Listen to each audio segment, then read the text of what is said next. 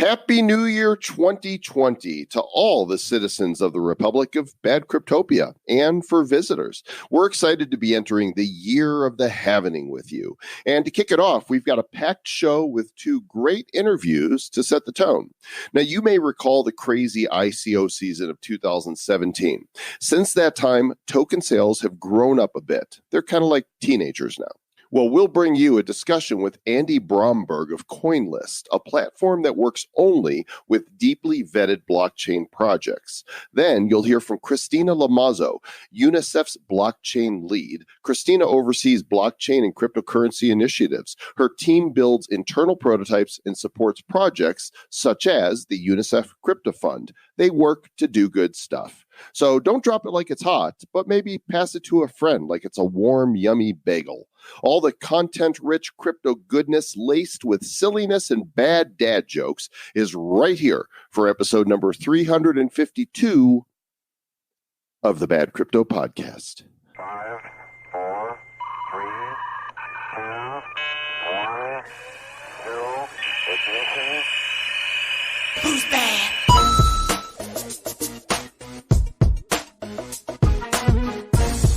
Happy New Year, Mr. Travis Wright. Happy New Year. Uh-oh. You still hungover, dude? Dude, I drank too much eggnog. You dropped it like it was eggy. How are you doing?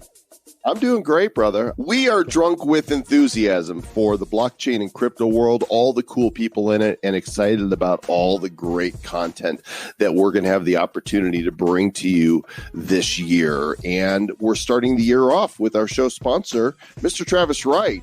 Tell them about eToro. I thought you said Travis Wright is our new sponsor. And I'm like, what? No, I'm not. We gave you a really good deal.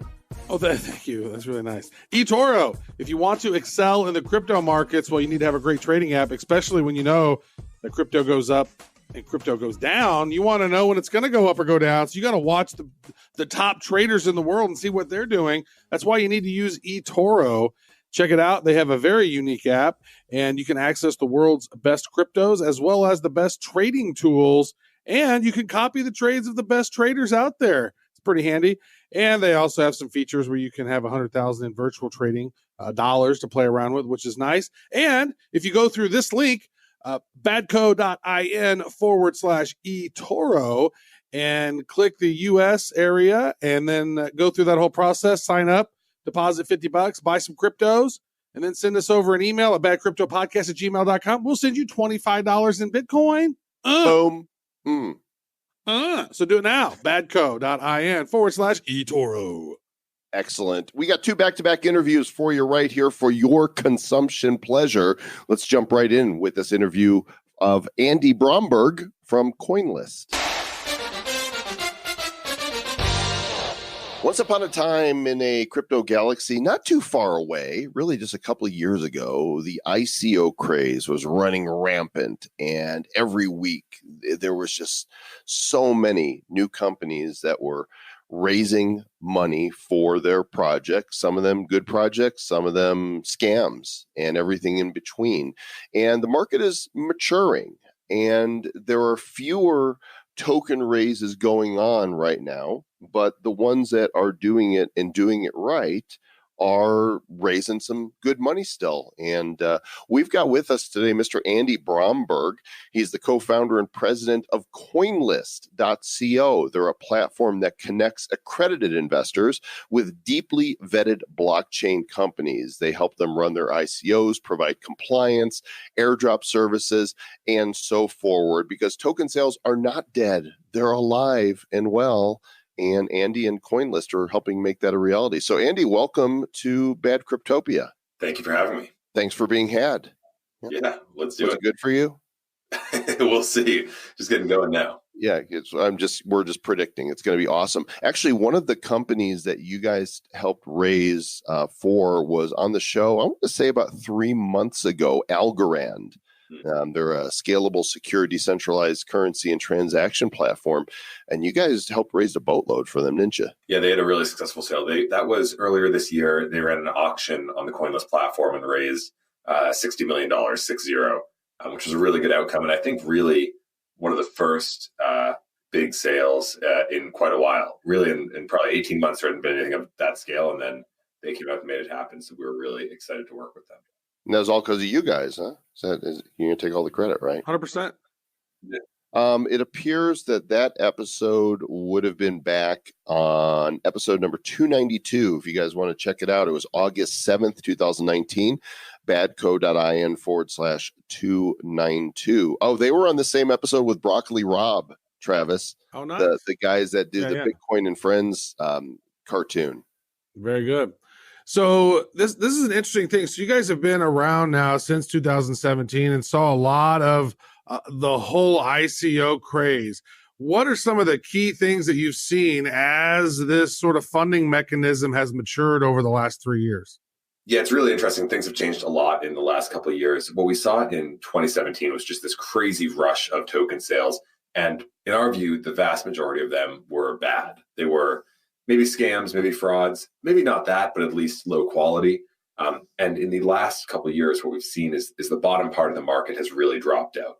So that slug of high quality projects that existed in 2017, there are still the same number of projects that are working on great things now, but the bottom, call it 95% of the market has dropped out, which means that all those bad projects no longer exist. And the difference is really, across the board, better teams, better technology, better ideas. And we've just been seeing the space professionalize over the last couple of years, evolving from that crazy ICO boom to a much more measured time today where only the best projects are going out to raise token sales and being successful there. Yeah, so you guys really, do take the time here to vet these projects. I'm wondering, how often do they come to you and what percentage do you end up turning away because you're like, we don't think we could really work with you? Yeah, well, it's a lot. We publicly, we've only worked with under a dozen token sales in the last couple of years. And that's out of more than 3,500 inbound. So more than 3,500 token sales have approached us about helping with their sale. And we've worked with fewer than a dozen. And that's not for any reason other than, our vetting process. We think that there are very few projects out there that should be running token sales. And we want to work with all the best ones, but it's a shockingly small percentage of the overall field. So next, I want to say congratulations. You guys raised $10 million, led by Polychain Capital with Jack Dorsey investing. What has that been like? Have you had the opportunity to work with Jack, and what are some of his thoughts around the future of Bitcoin? Yeah, well, we're really excited to raise that round, and that was largely around supporting the launch of our upcoming exchange, Coinlist Trade, which we can talk more about. But Polychain was an existing investor in us. And they decided to re-up and lead the round. We brought Jack in, and he's been a massive help as well. And we're really fortunate to have a great community of investors around us. All of them are, obviously, it goes without saying, very bullish on the space, think that it's going to grow massively, and see their bet on Coinlist as a bet on that. That as long as Coinlist continues to support the best projects in the space, as long as we launch this exchange and build out that functionality, we'll be in a really strong position. And as the space grows, their investment will as well. So really fortunate to have such great people on the team, and we're just trying to execute and make it happen. Yeah, I don't know Jack. Neither does Travis. Yeah. Travis, you don't know Jack. That's true. If you could ask him to stop censoring people, that'd be cool. Yeah, we not a hot topic these days. Gotta restrict our efforts. Crazy. Yeah. No joke. But I tell you what, so you said 3,500 companies have came to you. And you've worked with how many? You said half a dozen? Yeah, fewer than a dozen. Yeah. That is great. And then, some of the companies, like as Joel mentioned, Algorand, Nervos, Ocean, Trust Token, Origin, Dfinity, Props, Blockstack, and Filecoin. Filecoin, that was one of the first ones, right? That was one of the first ones. It was actually how we got our start. So Coinlist was originally a collaboration between Filecoin, or Protocol Labs, who was building Filecoin, and AngelList. And they were collaborating to run the Filecoin token sale. And as they started working on this together, they realized that it was really hard. Building a platform to run a token sale was challenging, and they realized that every single token issuer would need to do it. And so they decided to spin it out. And so at that point, we spun out from AngelList at the end of 2017 after the Filecoin token sale. to support all future projects with that exact same set of Very services that Filecoin needed for their sale. Well, this is not your first rodeo. You were the co-founder and CEO of Sidewire, and before that, you co-founded the Stanford Bitcoin Group. So is that like 2010, 2011? You were in really early. Yeah, it was not quite that early. We started the Stanford Bitcoin Group at the end of 2012. That was an amazing experience. So I was really lucky. I was in school and had this professor named Balaji Srinivasan, who folks might recognize the name. He was most recently the CTO of Coinbase. And before that ran Earn.com and was a partner at Andreessen Horowitz. But he was, in 2012, he was our professor. And he taught a class that was amazing called Startup Engineering. And after the class, he convinced a group of us to pay more attention to Bitcoin and to start the Stanford Bitcoin Group. And so a small group of us ended up starting it under his leadership to do some academic research on Bitcoin, to build some projects, to do advocacy work. And so it was a really fun couple of years doing that in, not the earliest, but the fairly early days of Bitcoin. Yeah, that's beautiful. That's like that. That's like being in the right place at the right time, surrounded by the right people. That is great stuff, because you know what? You become who you hang around, and especially when you have a teacher that says, check out some of that Bitcoin thing. It might be a smart idea for you. Wink, wink. That is exactly right. Yeah, we feel very, very fortunate to have gotten that tip early on. Yeah. So what are some of the things that you're seeing now, right? What does the outlook look like for companies that are trying to raise, moving into the next decade, which is just crazy to think about? I know, the next decade. That's right. Yeah, it is. I mean, the first thing to know is that it is a very high bar. Investors have gotten scammed. They've lost money on well-intentioned projects. It's been a tough environment. And so the bar is very, very high for projects looking to raise money via a token sale. But if all the pieces are there, if it's a strong team and a big market, a good product, the deal terms make sense, the token economics make sense, if it all lines up, then the prospects are really good. Nervos ran their token sale a couple months ago, raised over $70 million. Algorand, like we mentioned earlier this year, raised 60. And those are, at some level, unusually high numbers. But on another level, the teams that raised those are absolutely deserving of those capital raises. And so it's the prospects are good if you check all the boxes. Now, did any of them have to give up equity in their companies at all, or is these all still token deals? Well, for those specific rounds, they were just token deals. Those companies may have raised earlier previously and sold equity, but for those $70 and $60 million sales, respectively, those were both purely token. Impressive. Nice. Yeah.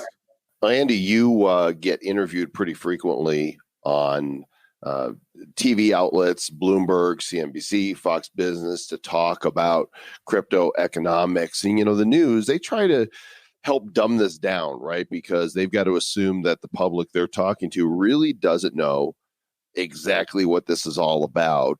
When do you think we're going to get to that point where we're past the basic education, right? You don't need to go on a financial show and explain what NASDAQ is. You don't need to explain how the Dow works. When do we get to this place with crypto and Bitcoin?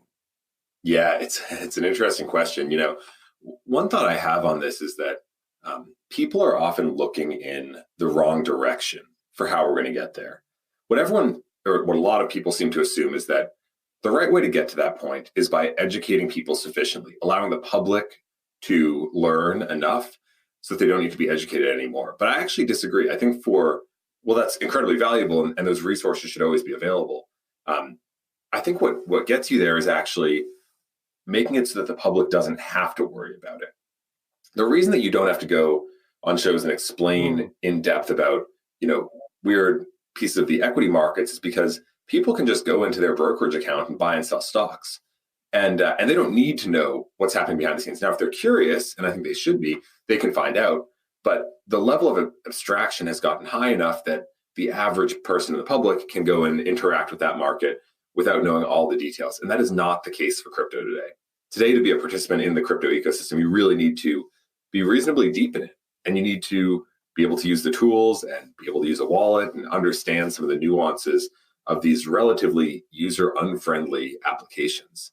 And so I think what will get us to that point when we can stop doing that baseline education is when the levels of abstraction get high enough, when it becomes easy for retail users to really engage without knowing all of the details. And that's a product and a user experience problem more than it is an education problem. And again, the education resources should always be there, and we should continue to do that. And something obviously you guys are doing through the podcast. But I think what's more important for the greater public is tools being built that let them focus on their goals rather than on the implementations thereof.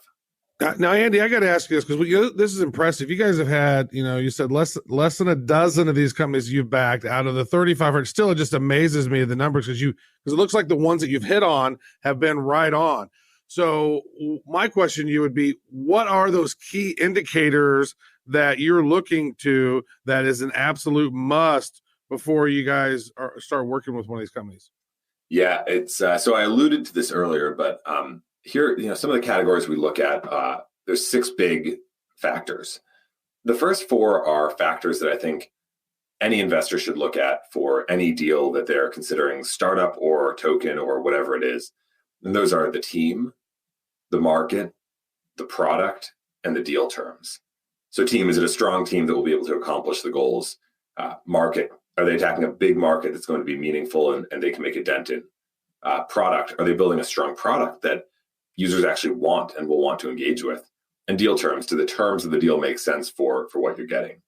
So those are 4 factors that we look at when we've got projects we recommend that every investor looks at when they diligence a project. And those are common from tokens to equity to anything else. But there's 2 last pieces that we look at in our vetting process that are not necessary to look at when you're looking at a normal kind of equity startup investment, but we think are critical to vet when we're looking at these deals. One is the legal structure, which is, it sounds boring, but realistically, when you invest in a startup, there's no innovation on the legal structure. Everyone uses the same terms, the same documents, the same structures. And so you don't really need to diligence that, at least as much. But in the token world, everyone is innovating on legal structures and regulatory frameworks and compliance procedures. And so it's something that we vet closely, and we recommend that all investors do their diligence on is the legal structures behind these projects. And then the last piece that we vet is the token economics. And this is just, it's a absolutely new field. It's really hard to understand. There's lots of research and innovation happening and lots of uncertainty. But you have to do your best evaluating the token economics. And there's a few components to that. One is, and this is a tricky one to understand sometimes, but I think is critical when evaluating a token project. If the network and the product are successful, will the token accrue value? So I think there's a lot of products out there where the decentralized product makes a lot of sense. It seems compelling, but it's just not obvious how the token will go up in value, even if the network is successful. And that's something you really need to understand is, if this network is successful, which you have to be vetting on, will the token rise in value? Will there be a reason for it to accrue value? And that's a critical component that investors should really be diligencing. There's other subcomponents of the idea of token economics, like understanding what the attack vectors on the network are, how the game theory plays out, how the good actors are incentivized to behave. But at the end of the day, and we can dive deeper into that, but at the end of the day, we take a step back and we look at, like I said, team, product, market, deal terms, legal structure, and the token economics. And that's how we vet these projects. And you can, as we were talking about, very few come out the other end from that sort of vetting process. And I think that's just a function of where the quality is in the space. The ICO season was certainly crazy, and some projects came out on top. Some deservedly crashed and burned. Some just got caught up in the wreckage of the ones that did crash and burn, might have deserved to exist. Is there going to be, once everything is more regulated and we're moving towards security tokens, is there going to be another wave where, all these companies jump on creating tokens to do raises? Or do you think that, we've seen it, been there, done that, and now there'll be much fewer and there won't be this big run again? And I'm not talking about prices. I'm just talking about those seeking to do the raises in that manner. Right. The first thing I'd say there is just that I think the market is cyclical. So we will see a rise again, we'll see a fall again. We'll see it just kind of continue to move up and down in terms of where the raises are coming from, what's happening. What I do think will change is that the profiles will change. And I don't think we're going to see the same categories of kind of scammy, rent-seeking ICOs that we saw in 2017. I think investors have gotten savvy to those types of offerings. So when the next boom happens, it will be among a different sort of project. And I can't predict exactly what that'll look like, but I think we'll see another cycle up, but it will look different than the 2017 one. It's such a fun space. And I love what you were talking about previously about, tokenomics and figuring out the structure of your tokenomics. Now, like, say somebody's out there and they have a project, because there's a couple things that I've been working on that I just haven't quite got the tokenomics figured out. So what do you tell somebody, or what are some of the words of wisdom? Like, how can people figure out that tokenomics, or what are maybe some resources out there that people could go to check out to say, this is some of the game theory and tokenomics I need to be thinking about, where maybe they haven't thought about yet? Yeah, I mean, here's the challenge. We're so early in the industry, so best practices and standards have not really been set yet on the tokenomics side, and it's so specific project to project. That's the most challenging part of it, that these networks are so different from each other. They have such different behavior and incentive mechanisms in them. And so it's just really challenging to generalize across projects. So we actually, and I don't mean to weasel away from the question here, but we actually kind of hesitate to talk about what works and what doesn't for token economics in general terms, because it so depends on all the individual nuances of the project. And so it makes more sense to discuss it in kind of a project-specific category. Well, that's good. Well, Andy, we appreciate you coming on today. Coinlist.co is where you can check out all the cool things that Coinlist is involved in, and links in our show notes to Andy's Twitter if you want to connect with him personally. And Andy, I guess that, my last question for you is, what's your desert island CD? You're going to be out on the island for a year. You're trapped, you're shipwrecked. It's just you and Wilson, the volleyball. What are you going to listen to? Man, this is easily the hardest question you've asked me today, and kind of an impossible one. For an entire year, I would probably end up with Stadium Arcadium from the Red Hot Chili Peppers. There you go. But it's hard to land on a true answer to that. But yeah, thank you for having me on. This was really fun, and I hope it was helpful for the audience. Back to back to back podcast episodes in your ear holes. Yeah. What is going on right now? I have no idea. I don't even know what that is. Coinlist.co. That's pretty fancy. Yep, very fancy. They've done some cool projects. And, I think it's good to see that the token space is growing up. And it would be nice if we really got more guidance on regulation and the U.S. government would become friendlier towards token raises. But regardless, they're going on around the world. Yep. It's going on. And I'm just very impressed with their track record. Like, they've only picked winners. And we asked him, I'm like, are you tired of winning? And he said, not tired of winning yet. So I don't know. Now, some things are happening around the world, but some things, Travis, are just happening in San Francisco. And one of those things is the ability to buy virtual property on Upland in the San Francisco Bay Area. Upland is a location-based property trading game paired with a decentralized economy. Basically, think of Monopoly in the virtual world, where you buy, sell, trade, and develop virtual properties based on real world addresses. In fact, Travis, they recently did an update here, and their interface has grown up a little bit, become more mature. They've got now this little block explorer that lets you walk around the city to real properties and look at buying those properties with the UPX token. These guys have got funding, and there is some cool stuff happening here. We're pleased to have them as a sponsor for the show, and we're going to recommend that you go to upland.me. It's upland.me and check it out. It's good fun. Yeah, I'm actually here right now. I have, about 18 properties, and I got to collect 203 Upland right now. Cha-ching! Collect them all. UPX in your wallet, fool. A couple more days, I'll be able to probably buy a new property. That'll be fun. Nice. I'll come drop by and check it out. And we're going to have those guys on the show here in the not too distant future, and we'll be able to learn a lot more about the project. And speaking of projects, UNICEF is at work on some cool stuff, and we're pleased to have with us Christina Lomazzo from UNICEF. So let's do that. Human beings have just such a way of messing things up. And at the same time, we have a way of trying to clean up those messes.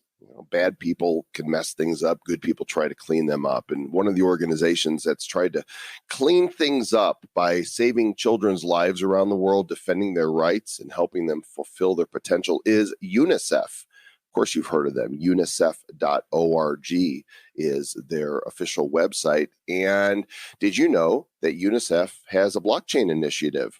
Well, now you do. And we've got with us UNICEF's blockchain lead. Her name is Christina Lomazzo. She's overseeing the blockchain and crypto initiatives with UNICEF and working on all kinds of cool projects that we're going to discuss right now. Christina, welcome to the Republic of Bad Cryptopia. Thank you. Thanks for having me.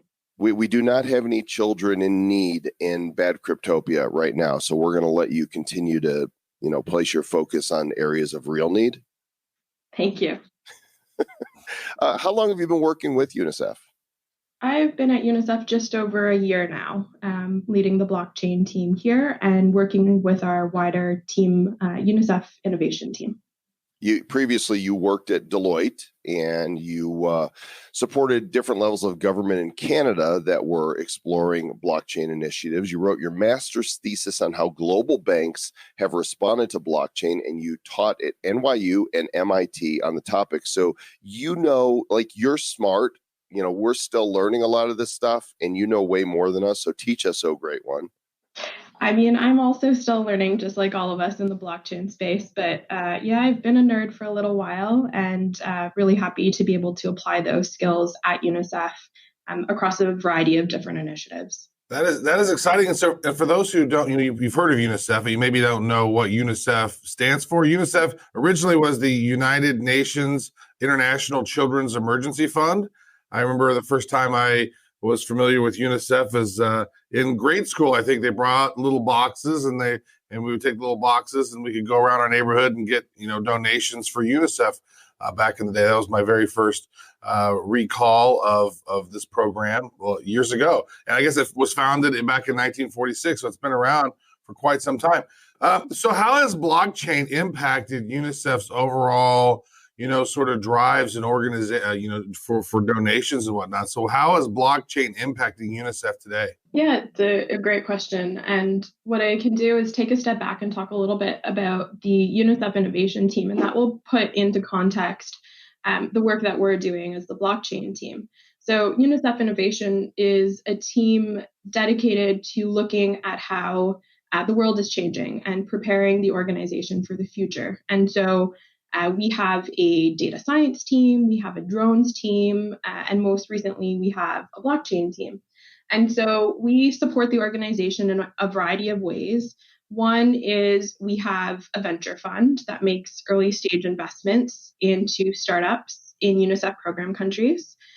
We also have UNICEF works in over 190 countries around the world, and some of those offices might want to explore blockchain or cryptocurrency. And so our team will also support those offices as necessary. And then obviously with blockchain, there's a huge piece around knowledge sharing. And so not just supporting our colleagues at UNICEF, but also working with the other agencies within the United Nations to both share what we've learned on our journey so far and to continue to push the boundaries in terms of what can be done with this technology and others. Did you say, you took a step back, I'm going to take another step back. Did you say a drone fund? So yes, we have an innovation fund that makes early stage investments into startups. And so traditionally in the past, that's been a US dollar denominated fund where we make investments up to about $100,000 into companies working on open source technology. And one of the cohorts that we've made investments into is drones. Our drone initiative is bigger than just the fund. So we actually have a drones lead as well. UNICEF has several drone corridors around the world that serve different purposes. And so we have one that focuses on emergencies, another that focuses on in disasters, another that focuses on vaccine delivery. So, for example, in Vanuatu, just this past year, we had the first drone delivery the first vaccine delivery via drone in Vanuatu, which was really impressive to see. That's so cool. It is. I love that. And it's great. I invested in a drone, but I should have bought Ethereum instead because the price was really low. Then I bought a drone, and then I don't even use it hardly at all. I'm not delivering vaccinations or anything cool. My drone just sits in its bag right there. Droning on, Travis. That is true. So we talked a little bit about the drone and the innovation team. So now with blockchain, you guys are using the innovation of blockchain. Are you guys using this primarily to track where the donations are going, the sort of transparency of blockchain, or how in depth is blockchain being utilized with UNICEF today? So we're using blockchain in a variety of ways. So through our investment fund, we're actually learning about a whole bunch of different blockchain applications. So we made our first fiat investments back in 2018, and those use cases span from vaccine supply chain tracking to impact funding to educational certificates on blockchain. And so we work with those companies over their investment period, which is a year, and provide technical support to them. So our team learns a lot through that process. Then internally, we're also supporting some of our country offices. So for example, in Kazakhstan right now, we're just wrapping up a project around vendor procurement and payment on chain, and how we can use blockchain to increase transparency and increase efficiency potentially. And then lastly, we recently launched a crypto denominated fund. And so this is where we work with what we call national committees. So you talked about those Halloween boxes that you're familiar with. Those are typically our national committees who do that fundraising. We've launched this fund, which is crypto denominated. So now these national committees can fundraise in cryptocurrency and keep it in crypto, which is different than a lot of other fundraising mechanisms. When it comes to crypto, it's usually converted into fiat, and then you lose that traceability. So what we're testing here, and we're still in the learning phases of this, but we're learning about how UNICEF as an organization could use that transparency of the blockchain to actually track where donations are coming from and where they're going to, and provide that transparency both to the organization, but also to our donors. One of the cool things about being able to keep the donations in crypto is if you believe in the future of cryptocurrency and the value of Bitcoin going up, that, donation today could be worth 10 times that down the road. Whereas if you take your donation in dirty fiat, that dollar is going to buy less and less. So it actually it's an investment opportunity really for UNICEF and other nonprofits to hodl their crypto, right?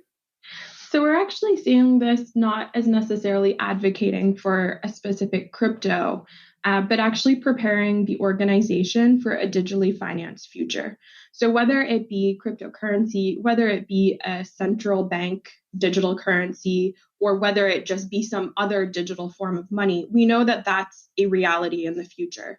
And UNICEF being the large organization that it is, we actually need to prepare ourselves to update our internal processes for how we deal with that. How do we deal with that from an agreement perspective? How do we deal with that from a technology perspective? And so this crypto denominated fund, while we are using cryptocurrency, really helps us just fine tune that muscle memory in terms of how to work and operate in a digitally financed future. So I guess my question would be so those little Halloween boxes that you'd walk around with and getting donations, is there going to be like a QR code or something on the side of those boxes? So maybe you can say, well, you can donate your crypto right here if you like. How is that going to work? So it's different from national committee to national committee. So there are currently 4 national committees globally that accept cryptocurrency currently, and I think we'll see a few more come on board shortly. But the ones that currently accept are UNICEF France, UNICEF Australia, UNICEF New Zealand, and most recently UNICEF USA. And the process for accepting crypto is slightly different from country to country, but it's really up at a country level that they make the decision of how they're going to accept that crypto and whether they'll include those QR codes on the side of the trick-or-treat boxes. So, Christina, maybe you can give us some examples of some cool projects that you're working on there right now. Absolutely. One that our entire innovation team is focused on right now is an initiative called Giga.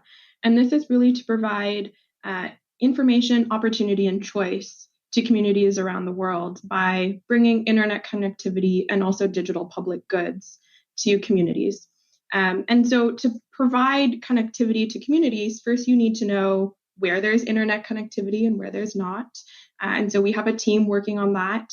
We also have a team looking on how do you actually finance to bring connectivity to those different areas. And then finally, once you have connectivity, what do you actually do with it?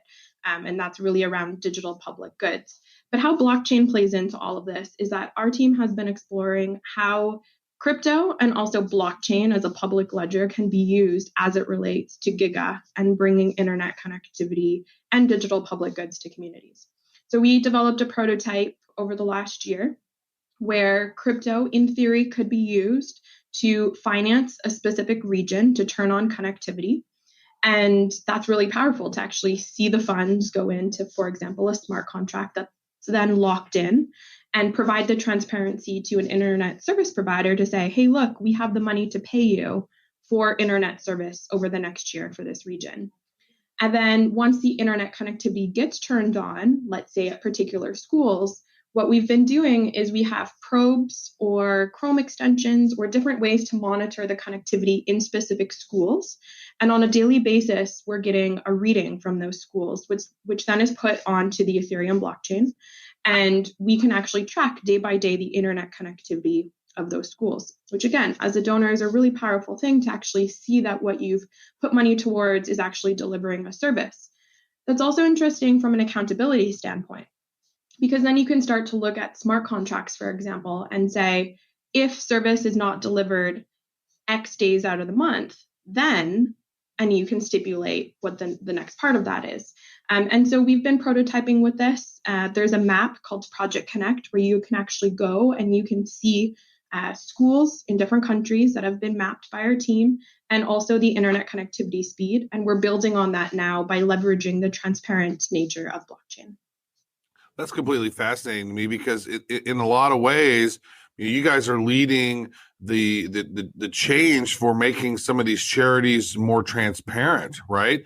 Like, and more accountable. Now, if you actually, you guys are doing this for UNICEF specifically, but I mean, just as a larger scale, what you guys are doing, if that framework was sort of modified and it could be utilized at other places, because I know a lot of people would donate more money, but they're just not, certain that the money actually goes to the place where it's supposed to go, where, you see some of these charities out there and like 90% of it goes to organizational expenses and not to the cause that they were originally set for. And in UNICEF, you guys are actually setting up systems in place to allow donators to look and go, look, here's where your money is. Here's where it went. Check it out. That's amazing. Great job. Thank you. Yeah, we're definitely testing and learning. We're still in that learning phase. But that is the idea, to increase the transparency in terms of where funds go and where they're used.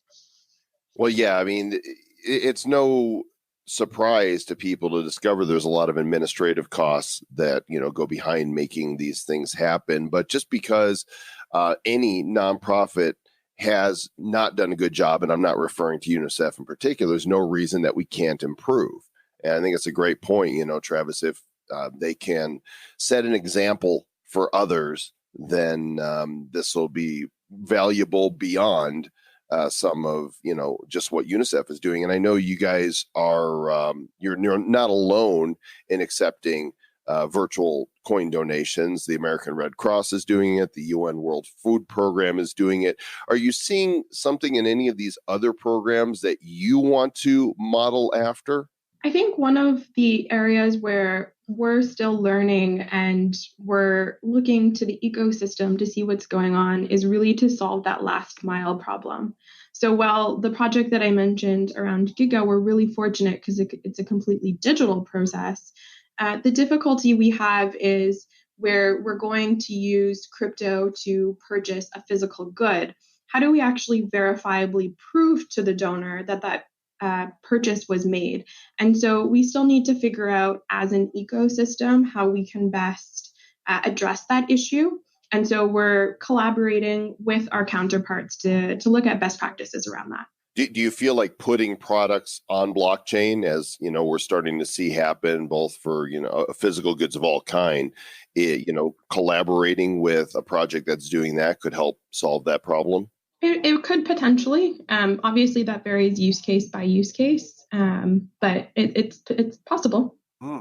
Now, hey, in December of last year, you guys said you were investing $100,000 in 6 different blockchain startups. Were you guys donating $100,000 to each different startup, or $100,000 total? And what were some of those startups that were blockchain related? Like how are those impacting the overall UNICEF business? Or are they still being developed, or what's going on with those blockchain startups? And can you mention who they were? So yes, last year we made 6 investments into early stage startups that were focusing on various blockchain applications.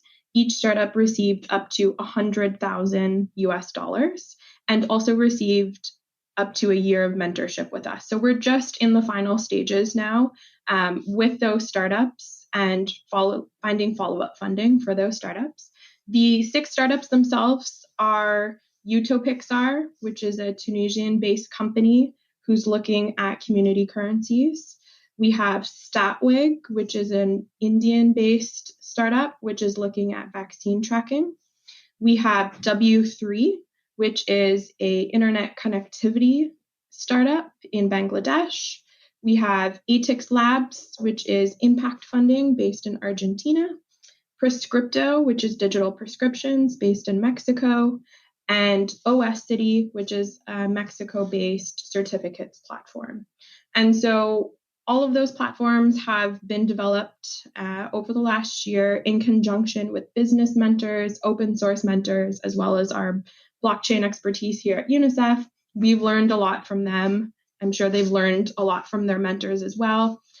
Their projects have really developed over the last year, and we're really excited to see where those projects go in the future. What stands out to me there is I've not heard of any of those projects. And what that, reveals is how much development is going on around the world in the blockchain and crypto space that we have no clue, right? It's just, we hear about all the big news around Bitcoin and some of the larger projects and the ones with the big market caps, but there is so much development happening. And that's why blockchain's unstoppable. That's exciting to me. It is really exciting. And particularly for us, we work in UNICEF program countries, and those are often countries who don't see the same VC funding that companies in New York or San Francisco will see.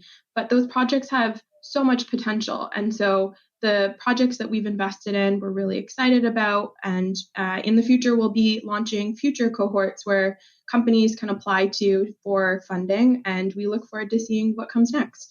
Very, very interesting. I think you guys are doing some great stuff over there. So what's next for the UNICEF Cryptocurrency Fund? So it's been an exciting journey so far for the Crypto Fund, and we're looking forward to the future. We have made our initial investments, so 3 investments to date with cryptocurrency, 1 Bitcoin and 100 Ether. That was into 3 different startups. And shortly, we'll be opening a call for applications for startups to apply for crypto funding. We'll be working with different countries around the world that might be interested in accepting crypto donations at a UNICEF level. And how that works is that a country, for example, like UNICEF USA, might accept crypto donations. And then those crypto donations are passed along to UNICEF headquarters in cryptocurrency. We then go through that application process with those startups who are interested in getting funding and select a few to actually receive crypto in crypto. And so really the next year or so is for us to learn more about digital currencies and the impact that digital currencies will have on UNICEF and the ecosystem more widely in how we deliver our mission. And so, yeah, that's about it for the Crypto Fund. It's a learning journey, and we're learning. You call it a crypto fund. I call it crypto fun. Because I love what's developing in this. Christina, thanks so much for sharing with us today. And we wish you the very best as you continue with these initiatives. Look forward to hearing about developments in the future. Thank you very much. It was great chatting. Well, there you go. Crypto being used for good purposes. UNICEF and their crypto fund making it happen. Seriously, I remember UNICEF way back in the day when I was in grade school, and they used to give you these little cardboard boxes that you would fold and to go get donations for them. And here we are now, Mr. Joe Com, doing a crypto podcast where we talked to UNICEF about taking crypto and doing their crypto. I mean, how cool is that? Using blockchain, like, man, adoption is happening more and more now than ever. It's just amazing. It's so inspiring. I just figured, after all these years, it'd be two Cephs. They'd be duo Ceph. There's still just one. One Ceph. I'm sorry about that. Wow, Quattro Ceph. That fell flat on its ear. Maybe I shouldn't do comedy. You know what? Sometimes you're really funny, and other times you're just kind of funny. And the other times you're funny looking. You know what else is funny is that we've had these guys on the show before. Our other sponsor for this episode, Raccoon World, and it's not spelled like the animal raccoon. It's spelled RAKUN, Raccoon World, and they've created a game where you race these virtual piggies online in a 3D environment. It's a Japanese game studio that took some branded IP, and now this is Japan's first blockchain game. It's called Crypt Oink, and they've created an economy all their own. They're pushing to expand globally. You want to see how arcade type play is working within blockchain? Go to raccoonworld.com and check it out. See what you think of the little 3D piggies racing. Do it. Okay, speaking of comedy, Travis, I had a bucket list item for last year and for 2019, and I told a friend of mine. You were running out of days then, weren't you?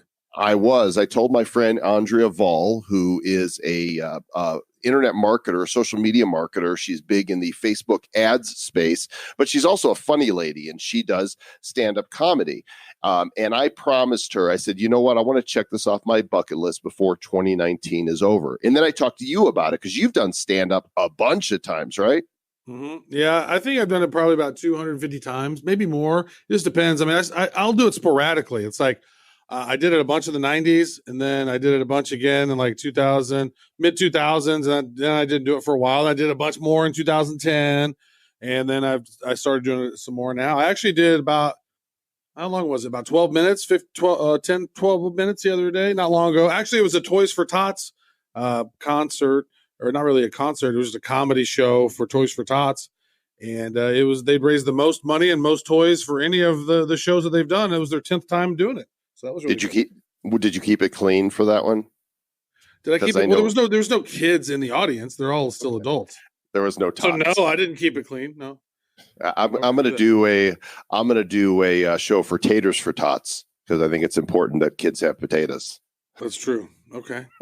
So I finally did it. And basically, congratulations. How'd you like thanks. it? How was it? Did you have a comedygasm?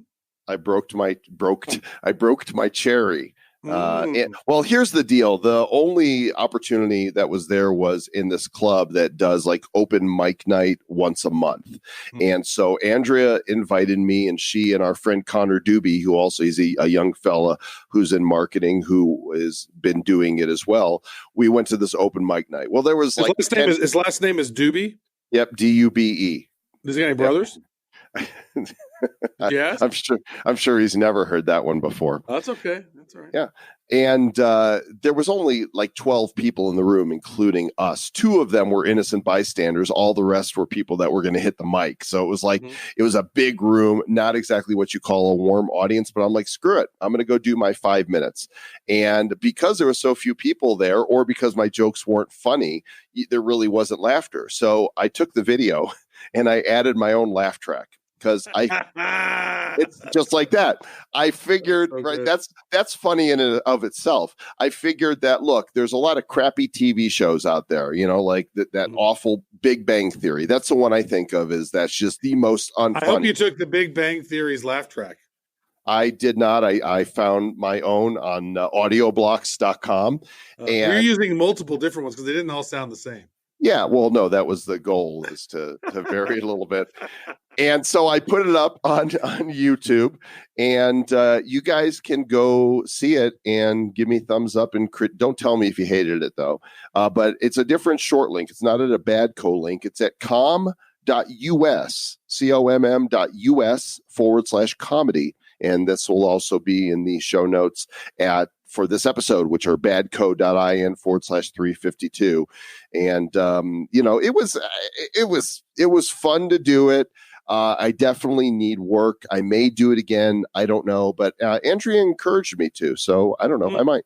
Well, you know what? We kind of do crypto comedy every week, right? So it's like, right. That's what, and then when we went to Bali, they wanted me to do 15 minutes of comedy around crypto. And I think I ended up doing about 20 minutes or something like that down there. Mm-hmm. So like maybe that for different events, like we should, get up and do some comedy, crypto commentary and crack jokes. It's kind of like when we do our show, but like not interview people, but just us talking and cracking jokes, which is nice.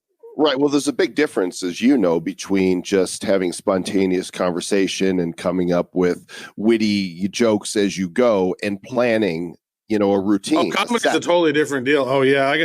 I have notebooks full of like potential jokes. I think like my funniest jokes that I've said, like in conversation, I just, they just drift away and you forget them. So that's why if I have a funny thing that I think that was good, I will put it on Evernote and store all my jokes on Evernote. That way I don't ever have to track it down. I know where it is. And then I have all my jokes since 2010 in Evernote. So it's like if somebody wanted me to come and do a comedy set somewhere, I could literally go back and look at previous ones, look at my, give me a little bit of time to practice and I'll go up and I could knock out probably a good 20, 30 minutes. So you actually just, what you said put a song in my mind. What song was that? So it's going to be added to the Bad Crypto list. But as you're talking, I was just writing this parody. It's like, give me the jokes, boy, and write them down. Gonna get on stage and be a clown and drift away. Okay, there you go. Okay. Nice. Okay. Hey, this is as good as I get. Nobody's paying me to do this. Drift away here. Right you on. You should stick to karaoke. Maybe. I don't know her, though. Some woman named Carrie from Oklahoma. Yeah. Her name is Karaoke. That's yeah. And with that, folks, stay back.